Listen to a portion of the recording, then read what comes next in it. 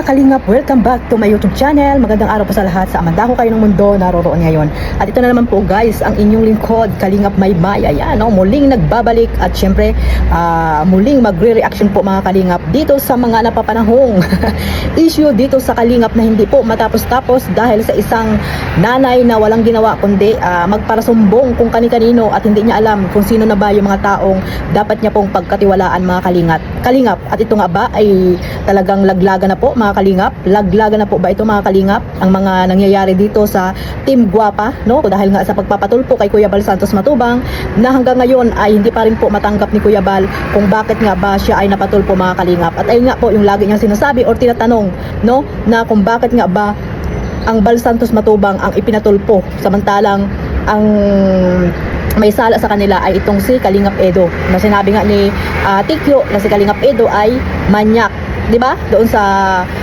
Rapid Tulpo in Action. So ibig sabihin talagang may kasalanan sa kanila itong si Kalingap Edo. Pero bakit itong si Bal Santos Matubang ang ipinatulpo nila at doon pa sa oras ng kasal po ng kanyang anak na si Kakay. So ito talaga mga kalingap, no, hindi na talaga ito makakalimutan dito sa community ng Team Kalingap. Itong pagpapatulpo kay Kuya Bal Santos Matubang na wala namang ginawa sa kanila, di ba? Kasalanan talaga ito ng lahat na ito ni Aling Hansel kung bakit nga pinatulpo si Kuya Bal, di ba? Kung bakit hanggang ngayon ay hindi matapos-tapos ang issue. Katulad niyan, si Manang Hansel na naman ang involved dito dahil nga hindi niya na alam kung sino yung pagkakatiwalaan niya. Yung kausap niya doon sa messenger ay nailabas po mga kalingap, nailabas na ito nga po ay inilaglag dito si Mang Iking na kasama daw po di umano doon sa pagpapatulpo, no? Sa pagpapatulpo po mga kalingap ay kasama daw po di umano itong si Mang Iking. Marami yan sila mga kalingap na kasama dyan. Kahit hindi niyan sabihin nila kung sino yung mga kasama, alam na po yan kung sino-sino sila, diba? So iintayin pa ba natin na si Mang Iking ang magsabi talaga ng totoo kung sino ba talaga ang mga nasa likod niyan? Abangan, diba? Kasi nga ngayon yung pangalan niya binulgar na po ni Aling Hansel. Ito yung sinasabi ni ni tawag dito, ni Ate Hasa, na si Hansel daw po ay chismosa at madaldal. So ito na naman po mga kalingap, napatunayan na naman po na itong si Aling Hansel ay nagdaldal na naman po sa isang kausap niya po sa messenger. Ito nga ba ay totoo? Ito nga ba ay totoong account ni Aling Hansel? Pero siguro totoo ito kasi ito yung laging ito yung laging account na para comment. At minsan may day, di ba, na about po kay Kuya Bal Santos Matubang. So ayun nga, sabi ko nga, hindi na alam ni Aling Hansel kung sino yung mapagkakatiwalaan niya, nakausap niya ngayon, di ba? So sabi mo nga, nung reaction ko sa iyo nung isang araw, sabi mo, noon, no, yung ginagawa pa yung bahay nyo, yung kwarto ni Tikyo, sabi mo walang dapat pagkatiwalaan.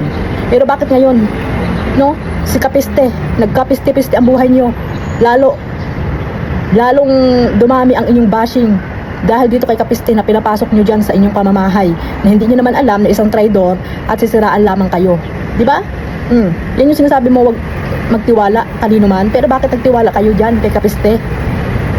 Na tuloy, ayan, nagkawindang-windang na ang inyong buhay.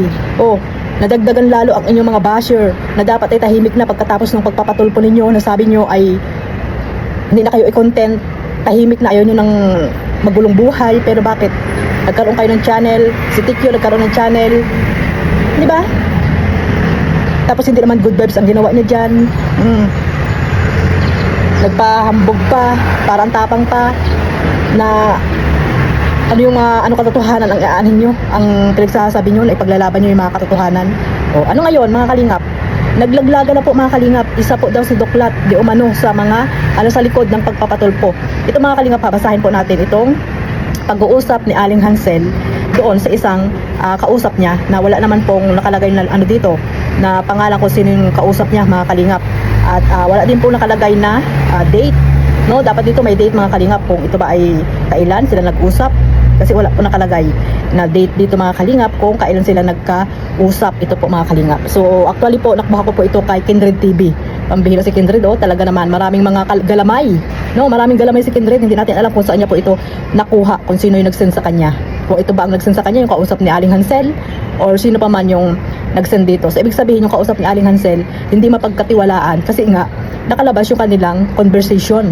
Di ba? Kaya, Aling Hansel, dapat hindi ka nakikipag-usap dahil wala ka namang kakilala dyan sa mga kausap mo. Hindi mo pa sila nakikita. Ang tanging dapat pagkatiwalaan mo, sila Kuya Bal, Kalingap Rab, dahil yan yung laging nakikita mo at nakakausap mo na dapat mong pagkatiwalaan.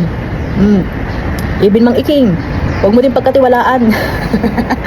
Kahit na siya yung naka-scout sa inyo, hindi dapat din pagkatiwalaan yan kasi hindi ka tiwa-tiwala. Di ba, mga Kalingap, hindi ka tiwa-tiwala. No? So ito, nagsumbong ka na naman doon sa ikausap mo na dapat sila Kalingap Rab at Kuya Bal na ang sabihan mo na to. Kung talagang gusto mo ng katahimikan, dapat sila Kuya Bal, pumunta ka na doon, maghingi ka ng pasensya at ito sabihin mo kung sino yung mga nasa likod ng pagpapatulpo para tapos na. Di ba? Hindi yung sino-sino yung kinakausap mo sa messenger mo na hindi mo alam na hindi mapagkatiwalaan at ito nga, lumabas na po mga Kalingap. Lumabas ang kanilang pag-uusap. Ito mga Kalingap ha, ayaw ko na siya pag YouTube. Siguro, tinatanong nitong kausap, bakit daw hindi na nagla-live siguro itong si Tikyo, ayaw na daw po ni Aling Hansel na pag-YouTubein itong si Tikyo. Naku Aling Hansel, huli na ang iyong desisyon. Huli na ang iyong desisyon para sa anak mo na dapat ay pinoprotektahan mo. Na dapat noong pagkatapos ng Artia, humingi kayo ng sorry doon kay Kuya Bal. Tapos hindi na kayo nag-create ng channel nyo. Sino ba ang nag-create ng channel nyo?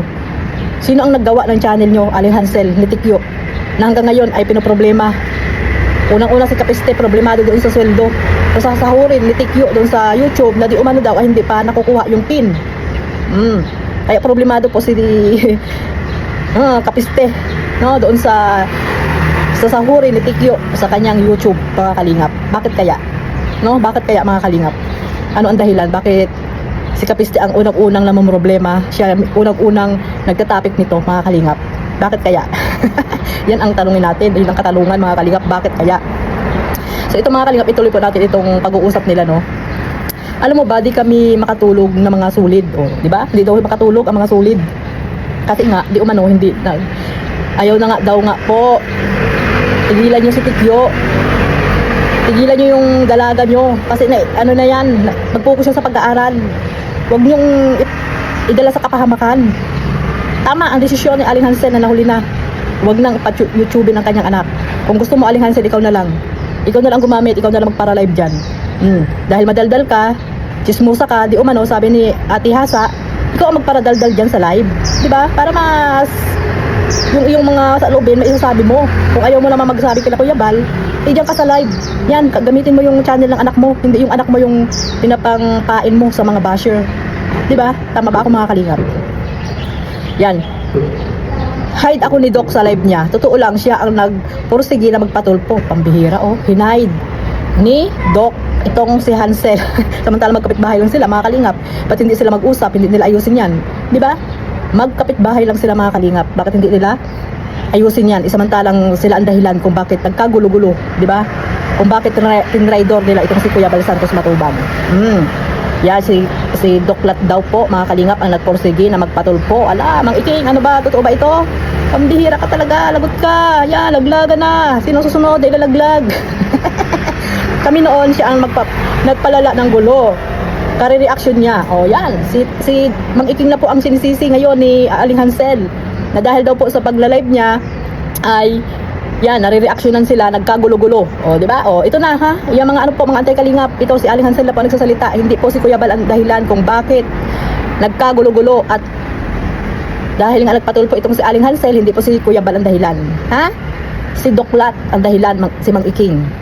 Ang sinasabi dito ni Aling Hansel. Ito ulitin natin mga Kalingap para po malinaw po sa inyo, no? Hide ako ni Doc sa live niya. Totoo lang siya ang nagporsige na magpatulpo. Kami noon siya ang nagpaalala ng gulo. Kare-reaction niya. Di ba?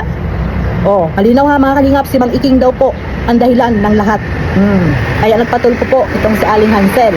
Yan ha, malinaw po yan. Ito pa mga Kalingap, may sinabi pa siya dito. Sabi niya din sa amin noon na kasuhan si Ido. Yan. Sinusulsulan po itong si Hansel o yung Batalero family, nakasuhan daw po itong si Edo ni Mang Iking. Pambihira ka, wala ka talagang utang na loob kay Edo, samantalang inaraw-araw mo yan na thumbnail dyan sa iyong YouTube channel. Sinabi mo pa napakalaking tulong sa inyo ni Kalingap Edo, tapos ngayon gaganyanin mo.